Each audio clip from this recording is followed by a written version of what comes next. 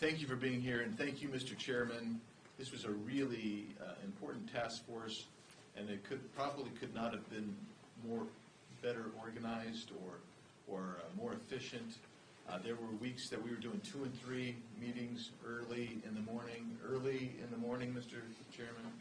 And I'm not a morning person. I hate it. For Arizona, it's earlier. Yeah. For Arizona, it's just really early, you know. But the bottom line is we got a lot of important work done and learned a whole lot.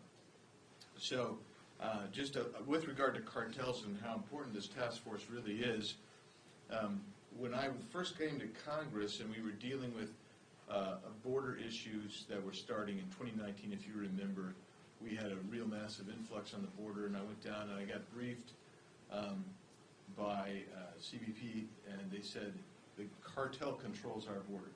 And I'm like, what do you mean cartel controls our borders? Nobody crosses our border that the cartel doesn't want to come in. And I said, wait a second. You got 9,000 to 12,000 semi-tractors a day coming through the port of entry near Nogales, Arizona.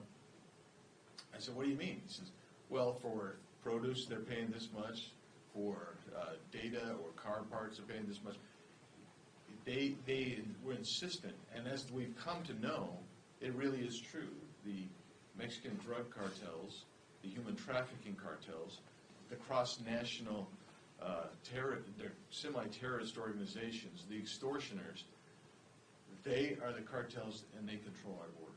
So it's really important, and I appreciate all the work that my colleagues, but particularly Chairman Crenshaw did to facilitate incredible experts that came in and talked to us.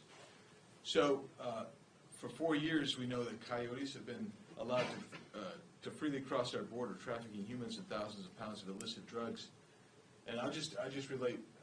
Not too long ago, I was down at the edge of the border wall that this administration said we don't want any more border wall, and I'm there. It's just east of Sassabee, the port of entry at Sassabee. And that was interesting because as we were there, we were approached by a coyote who had he was 17 years old, and that's crazy.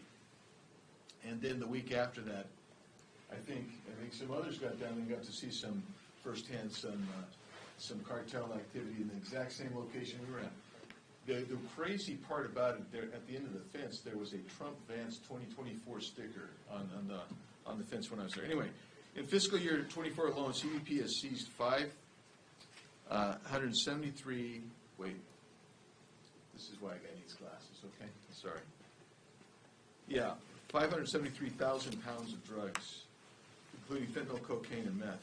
But in 32 days, we're going to see a change in leadership, and we hope that many of the recommendations that we have put in this report, and by the way, I appreciate the way the chairman couched the report because it's in a discussion style. We still need to keep going and know more.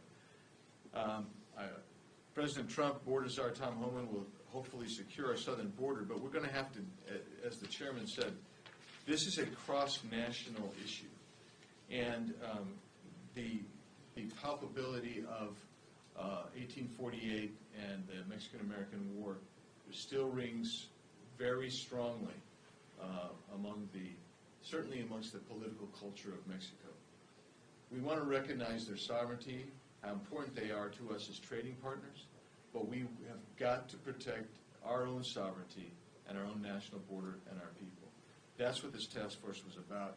I think it's done a great job, and I hope that the speaker actually adheres to the recommendation of this task force, that he appoint a special committee to further this going forward. And I appreciate, again, serving with Mr. Siscomani and Mr. Crenshaw, the chairman, and thank you again for being here today.